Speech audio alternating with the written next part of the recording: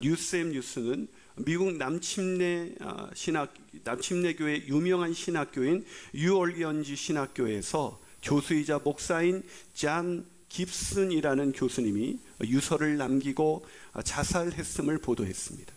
왜 신망 있는 교수이자 목회자였던 그가 자살을 선택한 것일까요? 그것은 그의 이름이 당시 애슐리 메디슨이라는 불륜 사이트에 가입한 사실이 드러났기 때문이었습니다. 오늘 본문에 소개된 버가모 교회 역시 그런 성적인 유혹으로 인하여 성적인 타락의 문제를 안고 있었습니다. 오늘 본문 13절은 이렇게 이야기합니다. 내가 어디에 사는지를 내가 아노니 거기는 사탄의 권자가 있는 데라.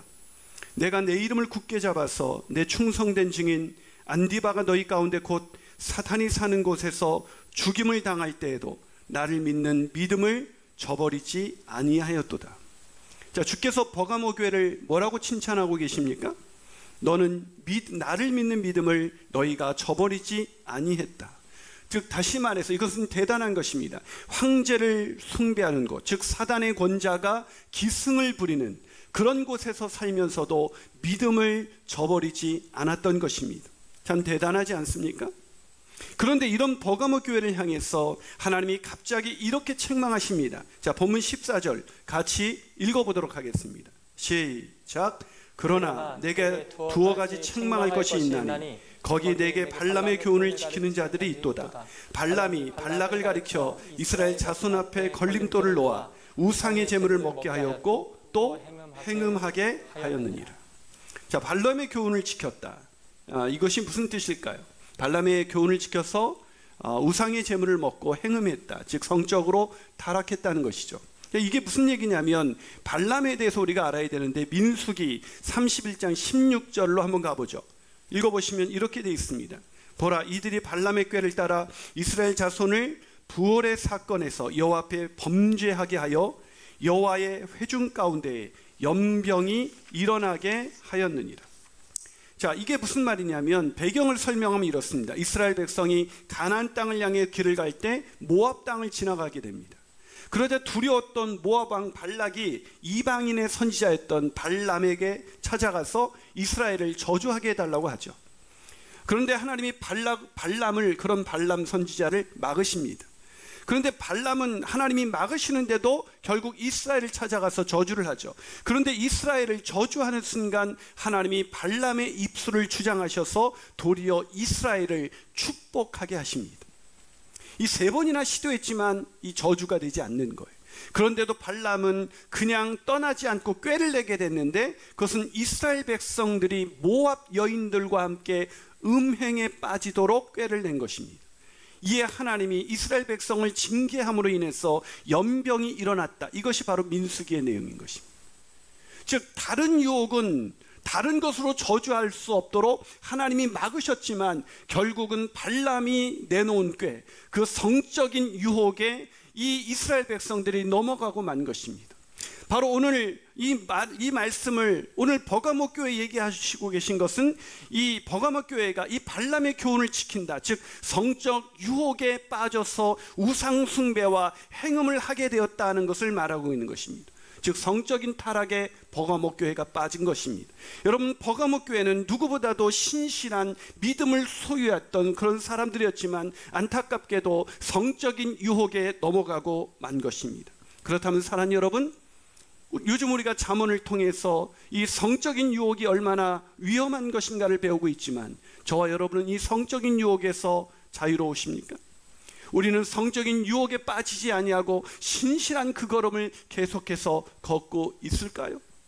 저는 저와 여러분 혹시 성적 유혹에 빠져서 그것이 마음속에 가늠한 것이든 실제로 가늠한 것이든 아니면 음란 사이트를 본 것이든 어떤 것인지 간에 아니면 영적인 가늠을 한 것이든 간에 우리가 성적인 이런 유혹으로 인해서 우리의 삶이 무너졌다면 오늘의 말씀을 통해서 다시 회복되는 역사가 일어나게 되시기를 주님의 이름으로 축원합니다. 자, 그렇다면 성적인 유혹에 넘어갔을 때 우리는 어떻게 해야 될까요?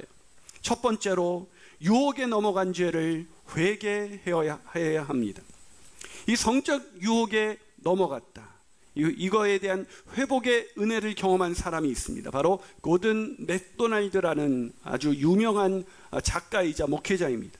이분이 무너진 세계를 재건하라라는 책에서 이렇게 말합니다. 성적인 타락은 영적인 회개가 먼저이어야 합니다. 하나님 앞에 지은 죄라는 것이죠. 자, 오늘 본문 14절부터 16절까지 한번 읽어보도록 하겠습니다. 자, 시작. 그러나 내게 두어 가지 책망할 것이 있나니 거기 내게 발람의 교훈을 지키는 자들이 있도다. 발람이 발락을 가르쳐 이스라엘 자손 앞에 걸림돌을 놓아 우상의 제물을 먹게 하였고 또 행음하게 하였느니라. 이와 같이 내게도 니골라 당의 교훈을 지키는 자들이 있도다. 그러므로 회개하라. 그렇지 아니하면 내가 내게 가서 내 입의 검으로 그들과 싸우리라. 어떻게 하라고요? 회개하라. 여러분, 놀라운 은혜입니다. 여러분, 성경에 늘 회개하라고 하니까 뭐 회개하라는 얘기인가 보다 이렇게 생각하시는데, 여러분, 하나님이 우리가 성적인 유혹으로 인해서 우리의 마음이 무너졌을 때 하나님이 우리에게 회개의 기회를 주신다는 것은 이것은 놀라운 은혜인 것입니다. 여러분, 만약에 우리 삶 가운데 우리의 배우자가 성적인 유혹에 빠졌다면 우리는 그 사람에게 다시 회개하면 기회를 줄 수 있는 그런 마음을 가질 수가 있을까요? 쉽지가 않습니다. 여러분, 만약에 그런 상황이 벌어지면 어떻게 합니까? 여러분, 잠언서 6장 32절에서 35절은 이렇게 기록되어 있습니다. 여인과 가늠하는 자는 무지한 자라. 이것을 행하는 자는 자기의 영혼을 망하게 하며 상함과 능욕을 받고 부끄러움을 씻을 수 없게 되나니, 남편이 투기로 분노하여 원수 갚는 날에 용서하지 아니하고 어떤 보상도 받지 아니하며 많은 선물을 줄지라도 듣지 아니하리라. 자, 이 얘기가 무슨 말입니까? 어떤 것으로도 용서받을 수 없는 죄가 바로 성적인 유혹에 넘어간 죄라는 것입니다. 그런데 어떤 선물을 줘도 그 남편이 그를 용서하지 않을 것이다. 이것이 우리가 갖고 있는 이 성적인 죄에 대한 우리의 반응입니다. 그런데 우리보다도 거룩하신 하나님, 성적인 그 간음, 그 음행을 도저히 용납하실 수 없는 그 하나님께서 오늘 버가모 교회를 향해서 뭐라고 말하고 있습니까? 16절 보세요. 그러므로 회개하라.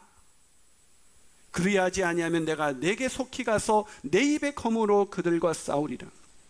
여러분, 하나님께서 우리에게 회개하라고 촉구하고 있습니다. 그러면서 만약에 회개하지 않으면 내가 가서 그들과 싸우리라 라고 이야기하고 있습니다. 자, 겁주고 있는 것입니까? 아니요. 하나님은 지금 다시 관계를 회복할 수 있는 은혜의 기회를 주시는 것입니다. 놀라운 은혜죠. 여러분, 하나님은 지금 버가모 교회에게 뭐라고 말하고 있는 거냐면, 내가 씻을 수 없는 죄, 아까 잠언은 씻을 수 없는 죄라고 그랬습니다. 그런데 그 죄를 씻기 위하여 내가 회개하라고 너에게 지금 요청하고 있다라고 간절히 말하고 있는 것입니다. 여러분, 성적인 타락, 이것은 죄로 무너진 우리들도 도저히 용납할 수 없는 그런 죄임에도 불구하고 하나님은 어떻게 우리를 씻을 수 있다라고 말씀하고 계시는 것일까요? 그것은 바로 예수 그리스도께서 우리를 위하여 그 성적인 다른 죄는 물론 그 성적인 죄까지도 우리를 위하여 십자가에서 대신해서 죽으시고 사흘 만에 다시 부활하셨기 때문입니다. 그래서 이 돈, 섹스, 그리고 권력이라는 책에서 이 존 파이퍼는 이렇게 얘기합니다. 돈과 성과 권력은 하나님께서 예수 그리스도를 통해 주신 구속을 통하여 하나님을 영화롭게 하는 지위로 다시 회복될 것이라는 사실입니다. 즉, 예수 그리스도를 통해서 성적인 타락, 돈은 물론이고 권력은 물론이고 성적인 타락에 빠졌던 우리가 다시 회복될 수 있다는 것입니다. 아멘이십니까? 그런데 한 가지 분명한 조건이 있습니다. 회개해야 합니다. 하지만 안타깝게도 성적인 유혹에 빠졌을 때 대부분의 사람들은 회개의 기회를 선택하기보다는 회복할 수 없는 죄책감에 시달려 그저 자신의 마음을 잘못된 방향으로 이끌어갑니다. 숨기거나 아니면 지나친 죄책감에 빠져서 회개하지 못하거나, 여러분, 다시 회복할 수 있을 거라고 생각하지 못하는 것이죠. 서두에서 말씀드린 뉴올리언즈 신학교의 교수이자 목사인 존 깁슨처럼 말이죠. 그는 그의 부인이 불륜 사이트에 가입한 사실이 드러나서 죽음을 선택한 그 남편을 바라보면서 안타까운 심정으로 이렇게 말했습니다. 그는 불륜 사이트에 그 이름이 있음을 고백하며 우울증으로 인한 고통과 매우 미안하다고 말했다. 그는 그의 인생의 대부분을 다른 사람들에게 은혜와 자비와 용서를 베푸는데 전력했지만 자신에게는 그렇지 못했습니다. 그렇습니다. 잔 깁슨은 누구보다도 깨끗하게 살고 싶었을 것입니다. 그러나 유혹에 넘어가 그렇게 무너졌을 때, 그래서 그의 이름이 불륜 사이트에 기록된 것을 발견했을 때, 그는 그 죄가 씻을 수 없는 죄라고 생각하여 결국 극단적인 자살을 선택하고 만 것입니다. 그는 신학생들에게, 아니 수많은 사람들에게 복음을 선포했지만 그 복음이 주는 놀라우신 은혜, 누구든지 회개하기만 하면 다시 회복시키시는 그 놀라우신 하나님의 은혜를 경험하지 못한 것입니다. 믿지 못한 것입니다. 사랑하는 성도 여러분, 성적 유혹에 넘어가지 않는 저와 여러분이 되시기를 바랍니다. 그러나 성적인 유혹에 혹시 순간의 실수로 넘어졌다면 다시 철저히 회개하고 돌이키시는 저와 여러분이 되시기를 주님의 이름으로 축원합니다. 한 발 더 나가서 성적인 유혹에 빠졌을 때 우리는 어떻게 해야 할까요? 유혹에 장사가 없음을 깨닫고 늘 깨어 있어야 합니다. 이 성적인 유혹에 넘어갔을 때 가장 중요한 것은 돌이키는 것, 즉 회개라고 말씀드렸습니다. 그러나 돌이켰다고 해서 모든 것이 끝나는 것은 아닙니다. 돌이켰지만 또다시 성적인 유혹에 빠지는 사람이 한둘이 아니기 때문입니다. 다시는 음란 사이트를 보지 말아야지, 다시는 배우자 아닌 사람을 만나지 말아야지, 다시는 내가 영적인 간음에 빠지지 말아야지, 내가 다시는 마음속에 음욕을 품지 말아야지 하면서도 또다시 음욕이 일어나고 또다시 영적인 간음, 또 육적인 간음에 빠지는 것이 바로 우리의 모습이기 때문입니다. 이 깁슨 교수에 대해서 유쌤은 이런 기사를 계속해서 기록했습니다. 깁슨은 애슐리 메디슨 리스트에 그의 이름이 오른 것을 확인한 지 6일 만인 지난달 24일 유서를 남긴 후 자살한 것으로 밝혀졌다. 깁슨이 남긴 유언 노트에는 애슐리 메디슨을 포함한 그의 악행에 대한 고백과 가족에 대한 미안함을 기술한 것으로 전해졌다. 많은 사람들이 성적인 유혹이 발각되었을 때 그 부분에 대해서 아주 부인하거나 아니면 지나친 죄책감으로 그냥 그렇게 살아가는 사람들이 많은데, 이 잔 깁슨은 그 자신의 악행을 돌이키면서, 악행을 고백하면서 가족과 또한 자신이 당한 피해자들에 대한 그런 미안함을 기술한 것으로 전해졌다. 이 내용을 읽으면서 깁슨이라는 이 분이 우리보다 과연 더 도덕적으로 문제가 있었을까, 그런 생각이 들지 않았습니다. 이분은 어쩌면 우리보다도 누구보다도 더 신실하고 깨끗하게 살려고 노력했던 분이었을지도 모르겠습니다. 그랬던 사람이었기 때문에 자신이 행한 그 모든 행동이 악하고 부끄럽다고 생각했던 것이 아니었을까요? 애슐리 메디슨에 가입하기 전까지 그는 누구보다도 신실하게 살려고 노력했을 것입니다. 그랬던 사람이었기에 자신의 행동을 부끄럽고 악한 것이라고 생각했던 것입니다. 그래요, 그는 누구보다도 신실하게 살려고 노력했던 사람이었습니다. 하지만 우리가 기억할 것이 있습니다. 그가 얼마나 많이 결단했을까요? 얼마나 많이 그 불륜 사이트를 보지 않으려고 노력했을까요? 그러나 그는 어느새 중독이 되고 말았던 것입니다. 깨어있기가 아무리 신실하게 살고자 노력했던 사람이라 할지라도 그렇게 깨어있기가 결코 쉽지가 않다는 것입니다. 무슨 말입니까? 성적인 유혹에는 장사가 없다는 말입니다. 아니, 유혹에 빠진 죄를 돌이켰다 해도 다시 유혹은 찾아오고 그 유혹에 쉽게 무너지는 저와 여러분의 모습을 발견하게 되지 않습니까? 왜일까요? 잠언 5장 3절은 이렇게 말합니다. 대저 음료의 입술은 꿀을 떨어뜨리며 그의 입은 기름보다 미끄럽다. 자, 성적인 유혹을 어떻게 표현하고 있습니까? 입술은 꿀을 떨어뜨리고 입은 기름보다 미끄럽다라고 표현하고 있습니다. 여러분, 이 말은, 여기서 꿀은 인간이 경험할 수 있는 가장 달콤한 쾌락을 상징합니다. 가장 달콤합니다. 여러분이 인생을 살면서 누렸던 어떤 즐거움보다 훨씬 더 즐거워요. 그런 즐거움이기 때문에 아무리 신실하게 살려는 사람이랄지라도 그 유혹을 피하지 못하고 다가온 순간 이미 무너질 수밖에 없다는 것입니다. 아무리 회개하고 결단한 사람이라도 그 유혹을 다시 이겨낼 수 있는 사람은 없다는 것입니다.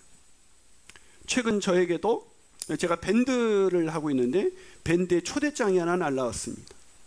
그 초대장은 이렇게 쓰여져 있었습니다. 성인들만의 즐거움. 그리고 MOOD, 무드라고 써 있었고 성인짤이라고 써 있었습니다. 성적으로 유혹하기 충분한 여인의 사진과 함께 곁들여져서 밴드의 초대장이 날라왔습니다. 이것을 보는 순간 제가 어떻게 했을까요? 봤다고요? 너무 그렇게 저를 몰아가진 마시기 바랍니다. 제가 그걸 보는 순간 삭제해야겠다는 생각이 들었습니다. 분명히 그런 생각을 했습니다. 근데 제가 일주일간 삭제하지 않았습니다. 또 저를 못 보듯이 하시네요. 일주일간 삭제하지 않으면서 제가 치열한 내면의 싸움을 하고 있었어요. 그냥 한 번이라는 호기심과 절대 안 돼 라는 그 두 마음이 제 마음에서 이렇게 치열하게 싸우고 있었습니다. 결국 잠언의 말씀을 더 묵상하면서 또 오늘의 본문을 묵상하면서 말씀을 붙들고 삭제할 수가 있었습니다. 사랑하는 여러분, 이 버가모 성도들이 우리와는 다른 사람들이었기 때문에 이렇게 책망을 받고 있다고 생각하십니까? 아니요, 그들은 믿음을 지키기 위해서 순교를 마다하지 않았던 사람들이었습니다. 순교자의 행렬에 걸어갔던 사람들, 그 사람들이 왜 성적인 유혹에 쉽게 무너졌을까요? 유혹은 그만큼 달콤하기 때문에 유혹에는 장사가 없는 것입니다. 끊임없이 깨어 있어야 하는 것입니다. 끊임없이 깨어 있지 않으면 한순간에 무너질 수밖에 없었던 것입니다. 그런데 오늘 이 버가모 교회는 발람의 유혹에 빠졌습니다. 이 발람의 유혹에 빠진, 발람의 유혹에 이스라엘 백성이 넘어간 것처럼 너희들이 니골라 당의 유혹에 넘어갔다고 이야기하고 있습니다. 여러분, 니골라 당이 어떤 사람들입니까? 니골라 당은 바로 하나님께 죄를 용서받았기 때문에 우리는 어떤 죄를 져도 상관없다라고 생각하면서 온갖 음행을 저질렀던 사람들이 바로 니골라 당입니다. 그 니골라 당의 교훈, 그 교훈을 붙잡고 죄를 짓는데 여념이 없었던 것입니다. 여러분, 이게 맞는 교훈입니까? 은혜를 받았기 때문에, 은혜로 용서함 받았기 때문에 우리는 어떤 죄를 져도 용서받을 수 있다. 이게 마치 복음인 것 같지만 이건 반쪽짜리 복음입니다. 존 오웬은 죄와 유혹이라는 책에서 이렇게 말합니다. 죄는 값없이 주시는 은혜를 강조함으로 정신을 어지럽힌다. 죄가 우리를 어떻게 어지럽힌다고요? 우리의 깨어있는 마음을 어떻게 무너뜨린다고요? 죄는 값없이 주는 은혜를 지나치게 강조함으로 인해서 우리의 정신을 어지럽히고 그렇게 망가뜨린다는 것이죠. 결국 복음은 결코 윤리와 동떨어진 것이 아닌데 윤리와 동떨어진 것으로 우리에게 느껴지게 만드는 것입니다. 과연 그렇습니까? 값없이 주시는 은혜 때문에 우리는 얼마든지 모든 죄가 용서받을 수 있어, 이것을 강조하는 사람들이 오히려 니골라당처럼 발람의 교훈에 빠졌던 이스라엘 백성들처럼 그렇게 오히려 성적으로 또한 육체적으로 영적으로 간음에 빠져서 죄 짓는데도 아무렇지도 않게 그렇게 죄를 짓고 살아가고 있다는 걸 기억하십니까? 그건 복음이 아닙니다. 죄는 복음을 희석시키면서 우리를 유혹합니다. 여러분, 로마서 6장 1절과 2절은 뭐라고 말하고 있습니까? 그런즉 우리가 무슨 말을 하리요? 은혜를 더하게 하려고 죄에 거하겠느냐? 그럴 수 없느니라. 죄에 대하여 죽은 우리가 어찌 그 가운데 더 살 수 있겠느냐라고 묻고 있습니다. 그렇습니다.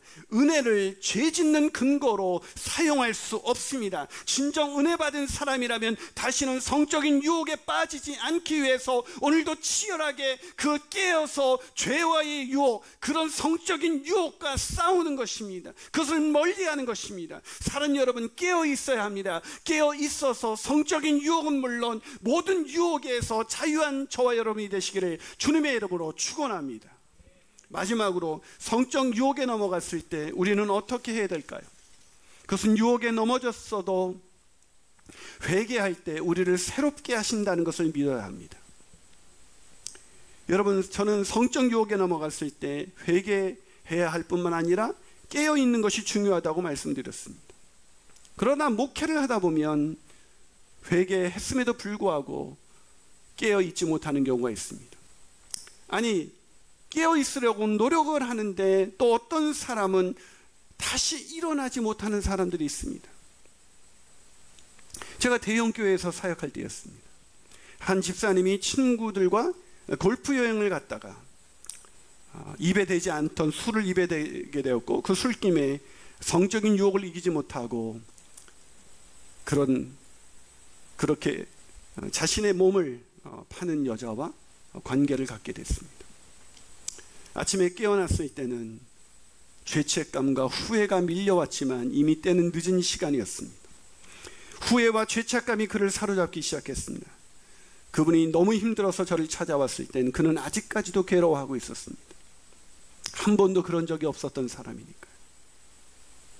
그래서 그와 상담을 하면서 안타까웠던 것은 그는 누구보다도 아내를 사랑했고 누구보다도 행복한 가정을 이끌어왔던 사람이었다는 것입니다.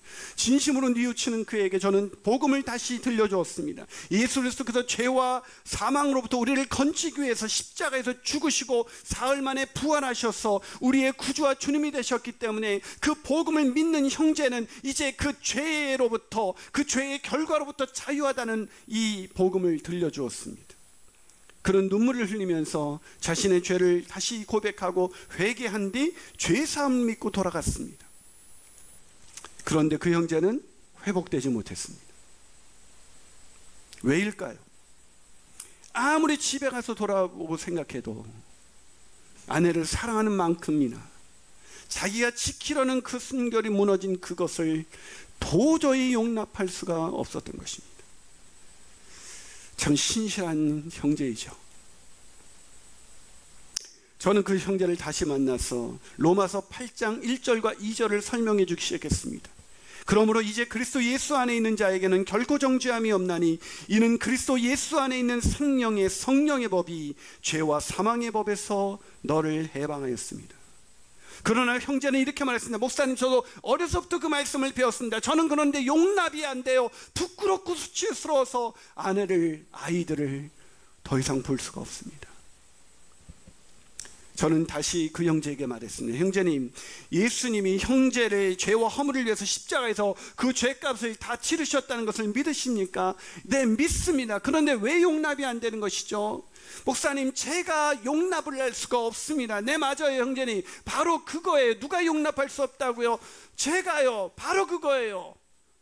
형제는 지금 형제 안에서 형제가 지은 죄를 해결하려고 노력하고 있습니다.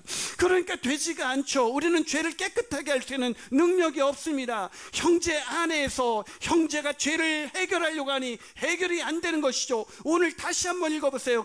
이제 그리스도 예수 안에 있는 자에게는 결코 정죄함이 없나니. 자, 누가 정죄함이 없다고요? 그리스도 예수 안에 있는 사람.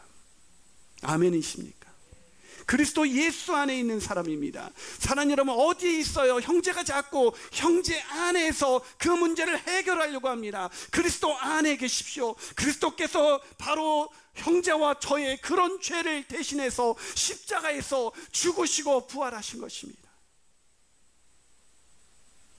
우리 때문에 그분이 죽으셨습니다. 그러기에 이제 형제는 예수 그리스도 안에서 다시 정죄받지 않습니다. 형제 노력으로 어떤 죄도 해결할 수가 없어요. 형제님, 예수 안에서 다시 새롭게 하시는 하나님의 은혜를 붙잡으십시오. 그리고는 다시는 그 유혹에 넘어가지 마시기를 바랍니다. 그로부터 며칠이 지난 후 형제에게 이렇게 시작되는 편지가 왔습니다. 그런 중 누구든지 그리스도 예수 안에 있으면 새로운 피조물이라. 이전 것은 지나갔으니 보라, 새 것이 되었도다. 아멘. 목사님, 이제 제가 예수 그리스도 안에서 새 것이 되었음을 믿습니다. 다시는 유혹에 빠지지 않겠습니다. 사랑하는 여러분, 하나님이 왜 요한에게 버가모 교회를 향해서 이 말씀을 적게 하셨을까요? 그들을 왜 책망하셨을까요? 니골라당의 교훈, 은혜를 받으면 어떤 죄를 져도 된다는 그런 잘못된 생각, 깨어있지 못했고 잘못된 그 사단의 말에 넘어갔기 때문에, 이미 생각이 넘어갔기 때문에 그들은 그 유혹에 무너질 수밖에 없었습니다. 유혹에 무너진 순간 누구보다도 순교자의 믿음으로 살아왔던 사람들이었기 때문에 도저히 용납할 수가 없었을 것입니다. 그런 그들에게 주님은 요한을 통해서 말합니다. 회개하라, 돌이키라고. 나는 너와 다시 관계를 회복시키고 싶다고. 너와 다시 관계가 회복되어서 순결한 나의 신부로 너와 함께 동행하여 이 길을 걸어가고 싶다고 주님은 말씀하고 있는 것입니다. 그렇지 아니하면 내가 날선검으로 가서 싸우리라. 무슨 말입니까? 겁주고 있는 것이 아니라 관계를 회복하고 싶다고 다시 말씀하고 있는 것입니다. 그리고 주님은 본문 17절을 통해서 요한을 통해 이렇게 말씀하십니다. 귀 있는 자는 성령이 교회들에게 하시는 말씀을 들을지어다. 이기는 그에게는 내가 감추었던 만나를 주고 또 흰돌을 줄 터인데 그 돌 위에 새 이름을 기록한 것이 있나니 받는 자 밖에는 그 이름을 알 사람이 없느니라. 이 말씀을 듣고 회개하는 자에게 무엇을 주신다고요? 만나와 새 이름이 새겨진 흰돌을 주신다. 무슨 말입니까? 새롭게 하신다는 얘기입니다. 사랑하는 여러분, 이 놀라운 은혜를 깨닫고 계십니까? 그렇다면 성적인 유혹을 비롯해 여러 가지 유혹에 빠져서 죄책감에 짓눌린 인생이 아니라 그리스도 예수 안에서 새로운 피조물로 살아가시는 저와 여러분이 되시기를 주님의 이름으로 축원합니다.